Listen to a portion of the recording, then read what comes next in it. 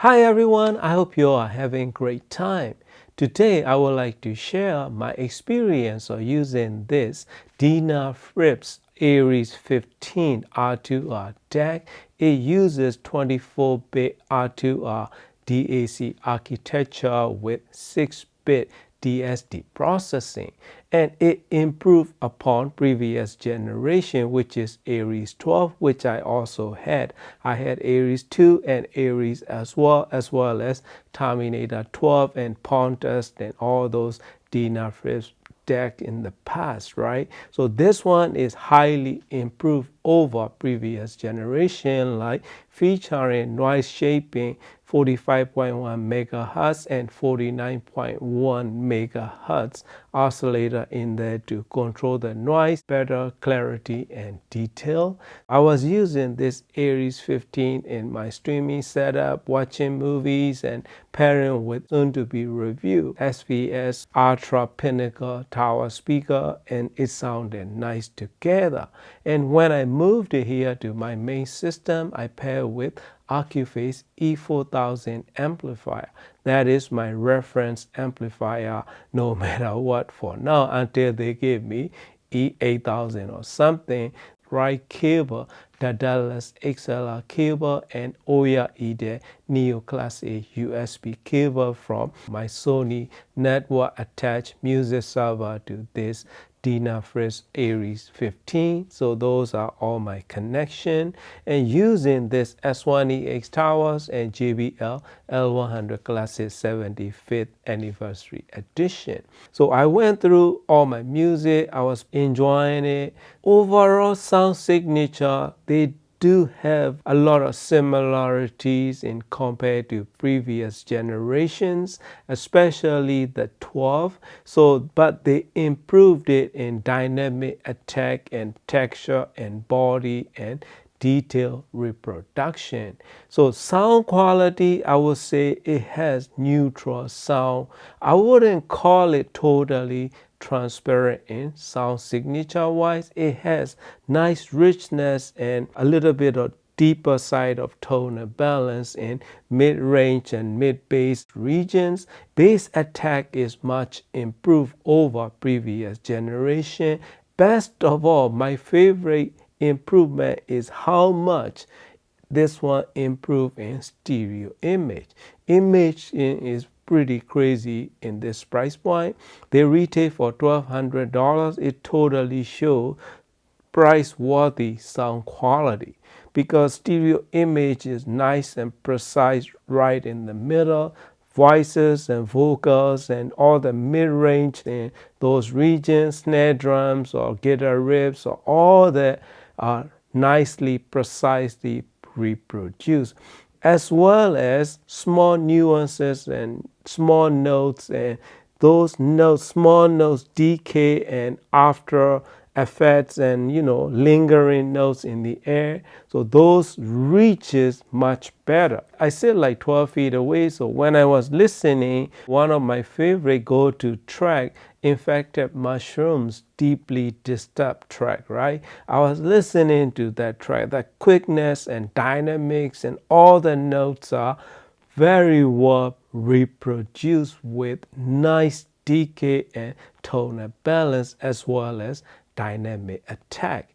So those small notes that come and go around and switching from left to right, everything is well reproduced with good refinement to it.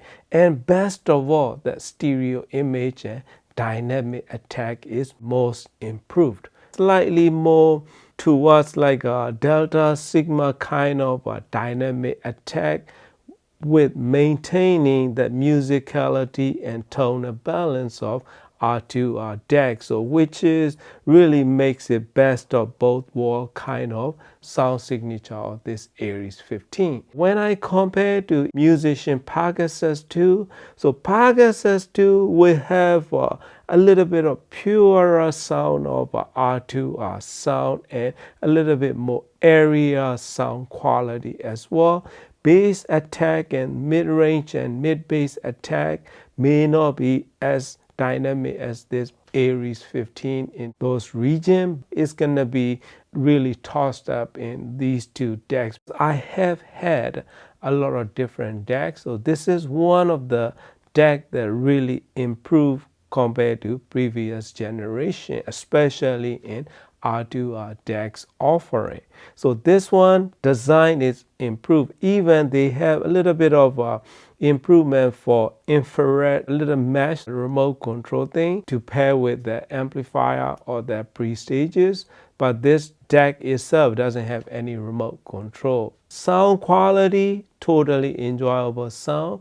When I was listening the Infected Mushroom Deeply Disturbed track, I felt like I was in rave kind of feeling in those dynamic attacks and deep notes and all the music that surround me. So thoroughly enjoyed that experience, and I got emotional as well because I got, all those notes that really put me up there with in the concert hall with enjoying my favorite music kind of feeling as well. So realism is there and dynamism is totally shows in sound quality. So very impressive improvement that I should say. But there are a few downsides that I like to mention, which is clarity in upper mid-range area. I would like slight improvement as well as a little bit more refinement in that region. Mid bass and lower highs, that transition area, I would like much clearer presentation in those regions, which will totally enhance soundscape and stereo imaging as well. But it's not major problem, just pointing it out, and I'm just nitpicking. For the pairing wise, it should work well with most of the solid state application. But when I try with my Tube M, which is Musicshare X9 300B tube amplifier, it sounded a little blurry and loose in bass region, as well as mid bands and mid-range area is not there yet, so it doesn't work well for me. But when I use with this Acouphase E4000, it's very much enjoyable sound like I mentioned before. So that is my experience that I like to share with you. So price is good, sound quality that it can show for, I can totally recommend it for you to try it, my friend. Thank you for watching and happy listening. Did you say I've got a lot to learn?